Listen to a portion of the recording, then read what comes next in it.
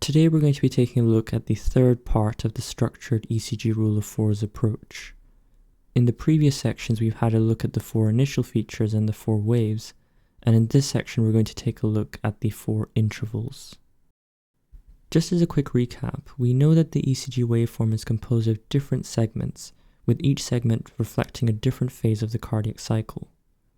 We have the P wave at the start, which represents atrial depolarization, the QRS complex in the middle, which reflects ventricular depolarization, and the T wave at the end, which represents ventricular repolarization. We also have various intervals between different parts of the waveform, and these include the PR interval, which is measured from the start of the P wave to the start of the QRS complex, the ST segment, which is represented from the end of the QRS complex to the start of the T wave, and the QT interval, which is represented from the start of the QRS complex to the end of the T wave. It's always important to measure each of these intervals individually, as it can allow us to recognize possible pathologies. Let's take a look at each of these intervals, starting with the PR interval first. This represents the time between the start of atrial depolarization and the start of ventricular depolarization. The normal PR interval is usually around 120 to 200 milliseconds in duration, or around 3 to 5 small squares on a 12-lead ECG. In some cases, we may get what's known as a prolonged PR interval, which is where the interval goes above 200 milliseconds. This can be seen in conditions such as atrioventricular blocks. Alternatively, we may also get scenarios where the PR interval goes below 120 milliseconds, and this can be seen in conditions such as Wolff-Parkinson-White syndrome. For this topic, let's focus on the prolonged PR intervals, which are seen in atrioventricular blocks. And we actually have different subtypes for this. In a first-degree atrioventricular block, we have a persistently prolonged PR interval, with every P wave followed by a QRS complex. In this instance, we can see how the PR interval is around 6 small squares in duration, whereas the normal is usually between 3 to 5. If each small square represents around 40 milliseconds, this gives us a PR interval of 40 times 6, or 240 milliseconds. First-degree AV blocks are usually asymptomatic and don't require any treatment, unless the patient develops symptoms. If we compare this to second-degree AV blocks, these can actually be subdivided into two different types. Mobitz type 1, or Wenke-Bach, involves a gradually increasing PR interval followed by a dropped QRS complex beat. In this tracing, you can see how the PR interval has increased from around 160 milliseconds to 200 and then 240, followed by the dropped complex. The entire process repeats from here, following the same pattern. Because of this predictable pattern, patients with Mobitz type 1 are often asymptomatic, and they don't usually require any treatment. Alternatively, the second branch of second-degree AV blocks is Mobitz type 2, where we have consistent PR intervals, which could be normal or prolonged, followed by intermittent dropped QRS complexes. And importantly, these drop beats are at random. In this case, you can see that the PR interval measures around 4 small squares in duration, which gives us 160 milliseconds, and we have intermittent dropped QRS complexes. Because of the random nature of these drop beats, all patients with Mobitz type 2 should be offered permanent pacemaker insertion, as they may develop complete heart block without this.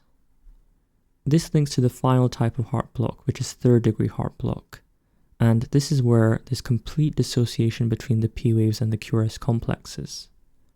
One telltale sign of third-degree AV block is when we can see P waves embedded in other parts of the tracing where they normally shouldn't be present.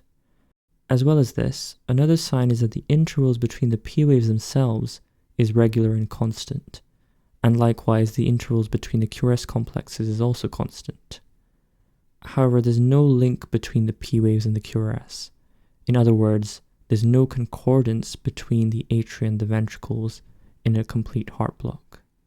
This is the most dangerous type of AV block and requires immediate hospitalization and ultimately pacemaker implantation. Just to cement our understanding, let's take a look at one practice question with a 12-lead ECG tracing. If you want to, you can pause the video and try to work out the abnormality in this case. Working through this one, the main part of the ECG we're interested in is lead 2, or the rhythm strip. If you focus on the PR intervals, you can see how they're gradually increasing in length, followed by a dropped QRS complex. Because of this predictable pattern, this represents a Mobitz type 1 or Wenckebach picture, and this is what it can look like on a 12-lead ECG. Okay, so we've now covered the PR interval, and we've actually covered the second interval already, which is the QRS width, in our previous section on the 4 waves. Therefore, the next interval that we're interested in is the ST segment, which represents the time between the end of ventricular depolarization to the start of ventricular repolarization. The ST segment should usually be a flat, horizontal, and isoelectric part of the tracing, and unlike other parts of the ECG, it's always important to check the ST segment in all ECG territories to localize any ischemia which might be present. One important part of the ECG waveform is actually the J point, which is the point at which the QRS complex ends and the ST segment begins. The J point should usually be on the isoelectric line, and if it goes above this point or below it, it might suggest pathologies such as ischemia. To illustrate this, let's take a look at a couple of examples, starting with a normal tracing first. In this instance, you can see how the ST segment remains flat, and it's at its isoelectric baseline. Comparing this with a second tracing, here we can see that the J point is falling below the isoelectric line, and this is termed as ST segment depression. This can be seen in conditions such as ischemia, digoxin toxicity, or hypokalemia. In the opposite situation, we may have instances where the J point falls above the isoelectric line, and this is termed as ST elevation. Possible causes of this can include ischemia, aneurysms, and pericarditis. Importantly, any new ST segment changes which are greater than 1 mm in size in at least 2 contiguous leads of the ECG are considered to be significant. Just to explain what's meant by the term contiguous, we basically have different cardiac territories which are represented on a 12-lead ECG, and each lead covers a slightly different angle of the heart. Some of these leads overlap to represent the same cardiac territory. So for example, leads 1, AVL, V5, and V6 all represent the lateral cardiac territory. Leads 2, 3, and AVF represent the inferior part, and leads V1 to V4 all represent the anterior part. Each cardiac territory is supplied by a different coronary artery, and occlusions of these arteries can cause ST segment changes in the corresponding leads. Just to run through a few practice ECG questions, we have a 12-lead ECG tracing here. If you want to, you can pause the video and try to work out the abnormality in this case. Working through this one, you can see that we have ST elevation in leads 2, 3, and AVF. We know that the ST elevation changes are therefore contiguous and are likely affecting the inferior part of the heart, which is supplied by the right coronary artery. This therefore demonstrates an inferior ST elevation myocardial infarction. Let's now move on to our second case, which is shown here. In this instance, you can see that we have ST elevation in leads 1, AVL, V5, and V6. At the same time, we also have a wide degree of ST depression in different leads, which are sometimes referred to as reciprocal changes.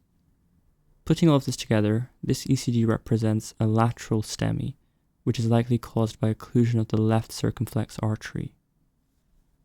Let's take a look at one final case. Again, feel free to look at the tracing and work out which cardiac territory might be affected. On this occasion, we can see quite clear ST elevation in leads V1 to V5, which is representative of an anterior STEMI. This is likely caused by occlusion of the left anterior descending artery.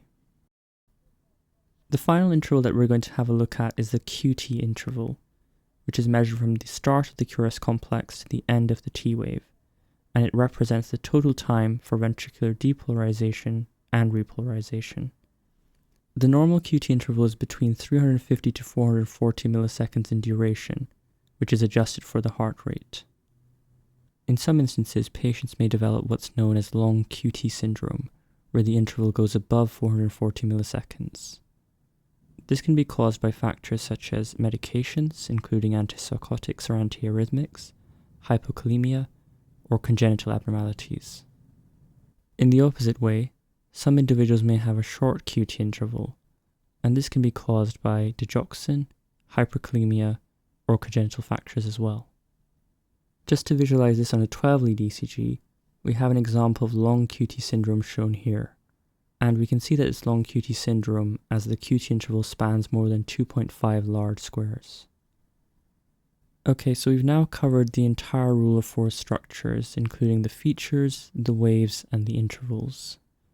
It's always worthwhile returning to the rule of 4s if you're ever unsure about a 12-lead ECG, as it helps you to avoid missing any pathologies. To finish off, we have a summary table here which outlines the key factors to look for when interpreting an ECG. I hope you found this video helpful, and I'll see you in the next one.